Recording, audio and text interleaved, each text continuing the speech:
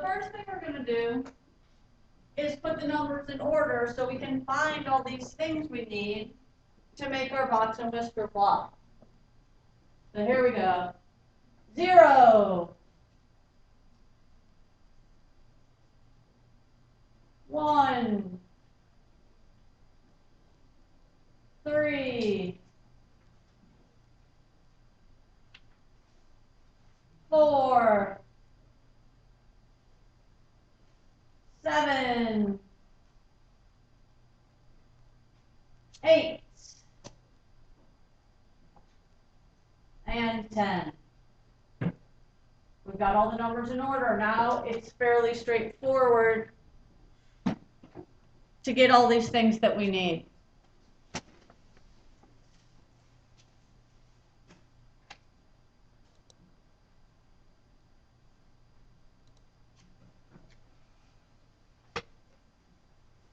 So our lower extreme is 0.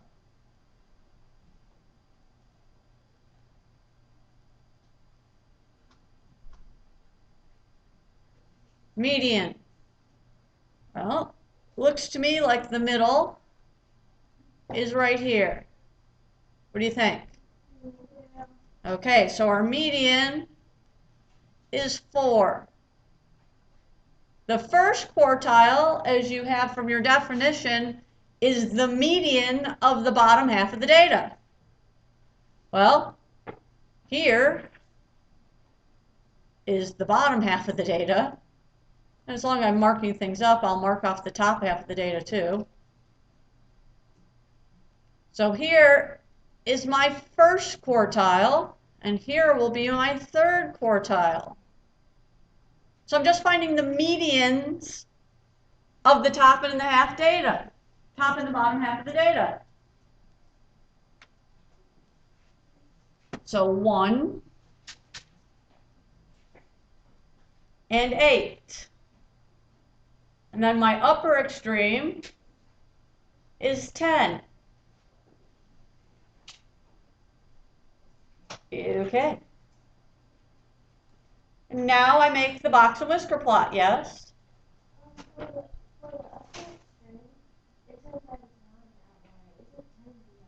There are no outliers in this data set. Nothing is crazy outside of their range of normal here.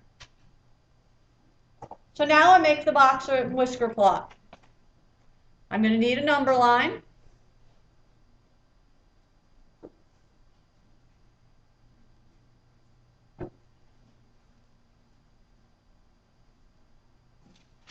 And I'm going to number my number line from 0 to 10.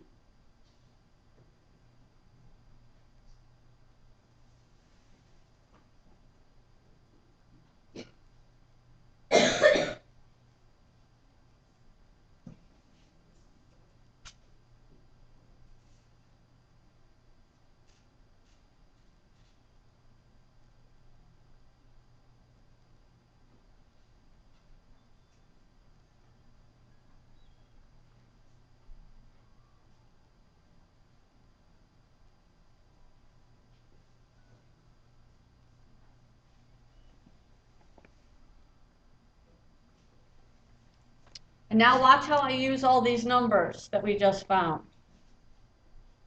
I put a mark at my lower extreme, at my median, at my first quartile, at my third quartile, and at my upper extreme. Now it is called a box and whisker plot. So I'm guessing I need a box and whiskers. So here comes the box. You put the box around your quartiles.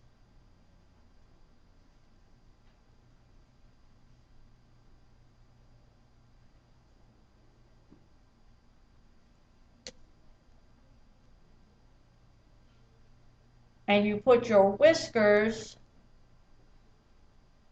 out to your extremes.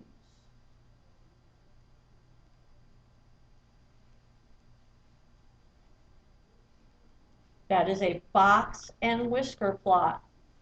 And each one of these sections covers 25% of your data. That's why they're called quartiles, as in quarter.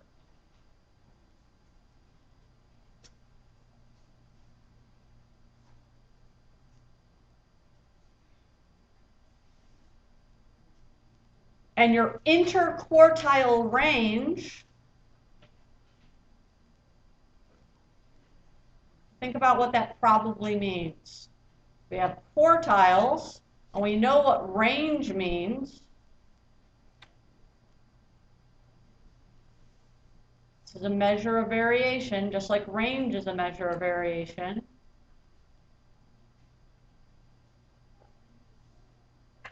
What do you think interquartile range will mean? Interquartile. Josh? Well, yeah, it's going to mean what's inside of the quartiles. So it's the third quartile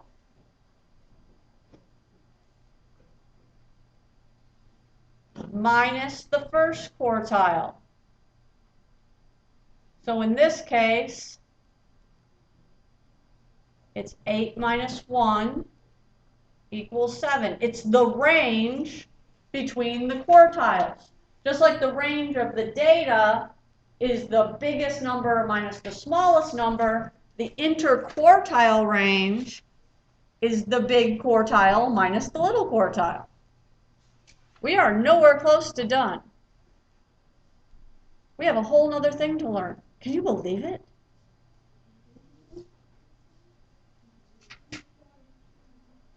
Mean absolute deviation. Quickly, find the mean of those data points.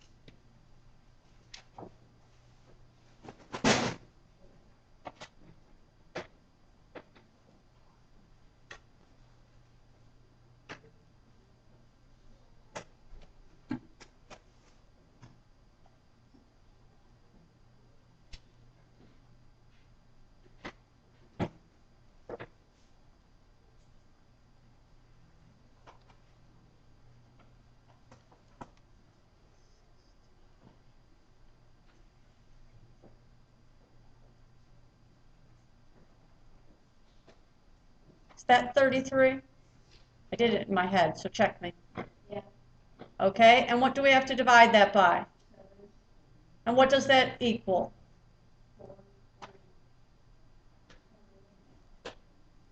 4.7? So roughly 4.7. So that's the mean. When we find the absolute deviation, what we're finding is the distance of each point from the mean. So how far is 0 from 4.7? 4.7.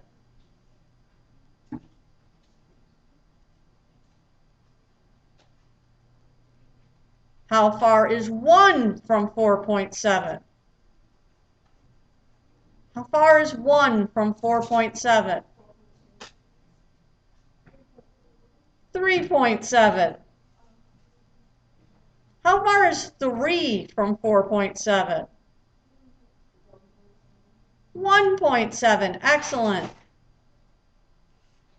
How far is 4 from 4.7?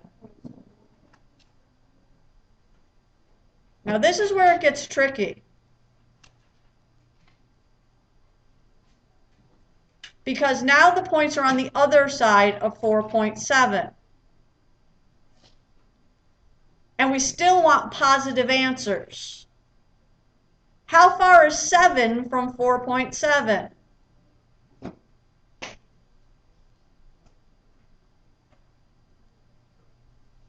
It's 2.3. How far is 8 from 4.7?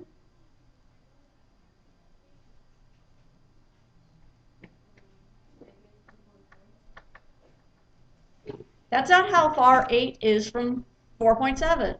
Again, you're looking at this on a number line. 4.7 is here.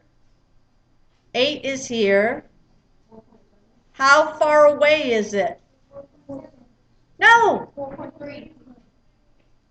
It's 3.3. I have the expression written right here. And how far is 10 from 4.7?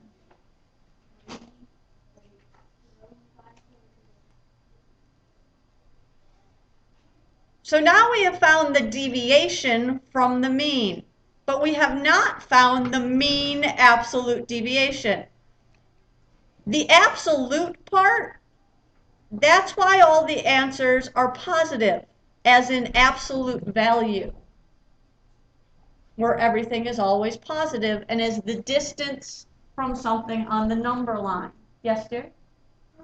When you go back up to the, like, the first tool, like we were finding the mean at the first half. Uh-huh. Well, what if there's 4 equal? Then you average the two of them, just like we do with regular median. So now to find the mean absolute deviation, you have to find the mean of the deviations. So add them up and divide by 7. Go ahead. You have calculators. Yes, add up all of these answers and divide by 7. Find the mean. These are the deviations, how far they are from the mean of the numbers. These are the deviations. That's what deviation means, how far away it is. So now you're finding the mean of the deviations.